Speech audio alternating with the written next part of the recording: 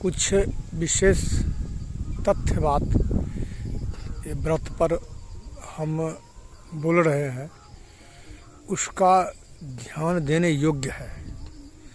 लोग ज़्यादातर लोग ये कहता है हमको फल नहीं मिलता है, इतना व्रत जब पाठ करते हैं फल नहीं मिलता है, ये सब लोग बोलता रहता है और सुनते भी है, हमारे सामने में ही बोलते हैं।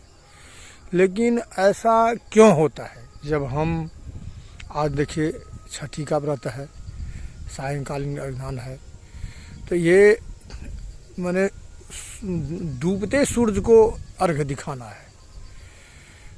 और बहुत क्या करता है, जब जो सूरज अस्त हो गया तब दिखाते हैं, तो फल वैसे ही मिलेगा। तो कोई भी नियम का यदि उल्लंघन करेंगे, तो जैसे यहाँ भारतीय संविधान के अंतर्गत नियम का उल्लंघन होता है तो जेल जाना पड़ता है और कचहरी में खड़ा होना पड़ता है। वो तो प्रत्यक्ष देखते हैं, लेकिन ये तो प्रत्यक्ष नहीं देखते हैं, ये प्रत्यक्ष आपको ज्ञानी संत महात्मा ही बता सकते हैं। वही जो पाप करते हैं ना, उसी का फल है दुख, बाधा, परेशानी इत्यादि। तो वो आप व्रत करते हैं, व्रत आपको लगता नहीं है, फल नहीं मिलता है। क्यों? तो नियम का उल्लंघन करते हैं।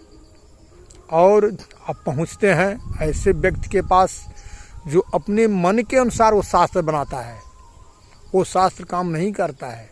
हमारे ऋषि महात्मा जो पूर्व में जो दिव्य दृष्टा था, और वो अपनी दिव्य दृष्टि से देख करके सत्य असत्य को पृथक करते गया, असत्य को अलग, सत्य को अलग।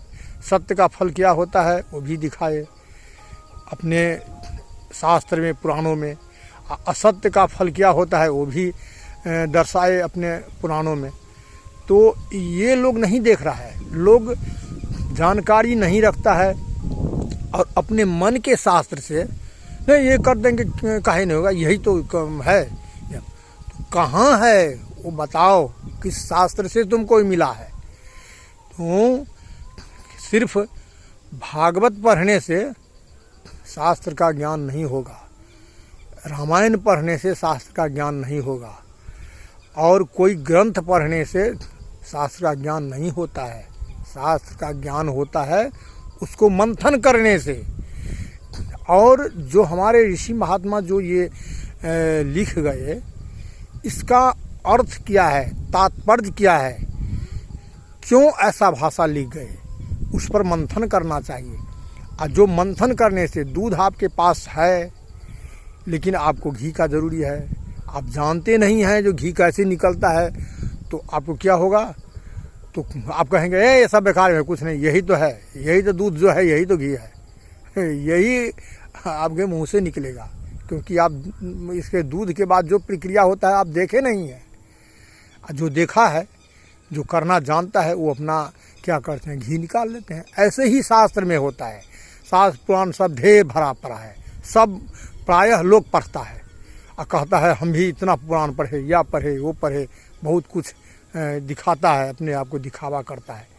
लेकिन उस दिखावे में जो है सो वही फंस जाता है, जो लोग बर्बाद हो जाता है।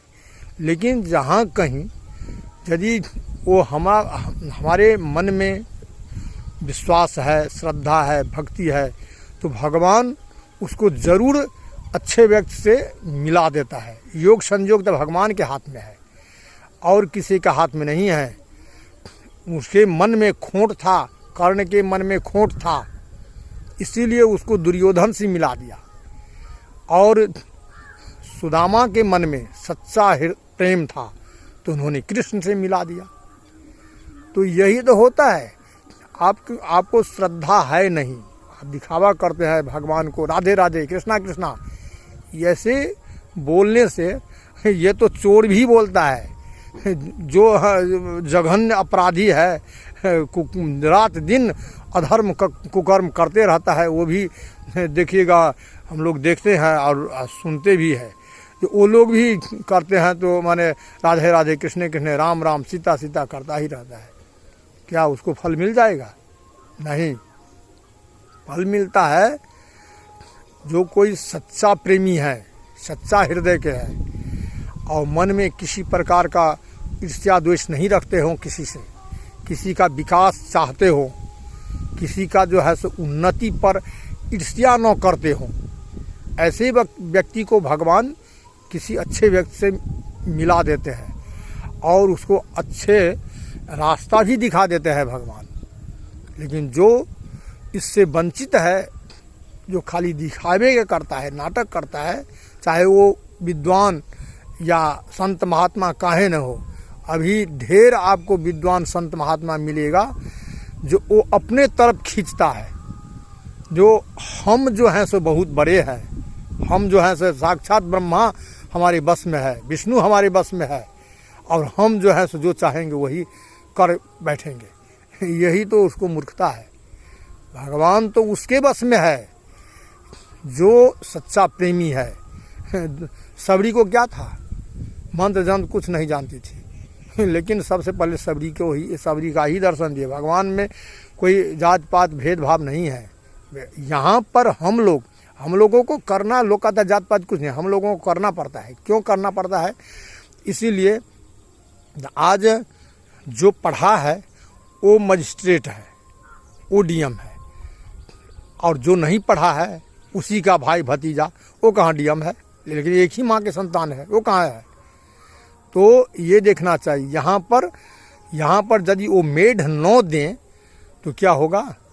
तो अनर्थ हो जाएगा, नष्ट हो जाएगा। इसीलिए वो जाति पाति भेदभाव ये सब एक मेढ है, क्योंकि वो मेढ यदि जिस दिन टूट जाएगा उस दिन सारा पानी बह जाएगा, कोई जो है सो उस मेढ को फिर बांध नहीं सकेगा। यही मेढ टूट गया था महाभारत में। भगवान ने कहा जो इसको धर्म का स्थापना करना है। क्या धर्म का स्थापना? यही जो क्षत्रिय कहता था जो हम है सो है, ब्राह्मण क्या है, कुछ नहीं है। ब्राह्मण कहता है क्षत्रिय क्या है, हम है। वो जात कहता है हम क्या है, ये है। सब अपने अपने सीमा में रहना चाहिए और अपने अपने जाति का जो है सो जो संविधान है, जो अपने समाज का संस्कार है, उसके अंतर्गत रहना चाहिए। ये नहीं जो हम पढ़ लिख लिए। जब मान लिया आज एक तो उदाहरण देखते हैं, कोई डोम का बच्चा है, पढ़ लिख लिया, बड़े विद्वान हो गया, और वो कहने लगे ये ब्राह्मण किया है, ये है जूता का, ये है वो है, ये सब ये है, तो क्या होगा?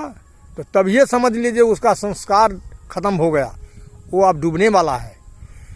और हाँ, संस्कारी वह है यदि वो पढ़ लिख करके विद्वान हो गया, वो किसी को कदर करता हो। आज धूम जाति का है, विद्वान हो गया, तो वो अपने ही मर्यादा में रहना चाहिए। किसी को शिक्षा देने का अधिकार नहीं, शिक्षा ग्रहण करने का है। अपने जो अपने से नीच ग्रेड का है उसको शिक्षा देने का, अपने से उच्च ग्रेड का को शिक्षा देने का अधिकार नहीं है। अपने से अपना, यदि आज पिता किसी का जो है सो मूर्ख है, पुत्र विद्वान हो गया, तो पुत्र कहेगा नहीं नहीं हमारा पाँव छुओ, हम कहे हम विद्वान है, तू मूर्ख चपाट है, तू कहे अति करेगा। यह है, ये भी यही मेड है जो मर्यादा को उल्लंघन न करना, मर्यादा के भीतर रहना।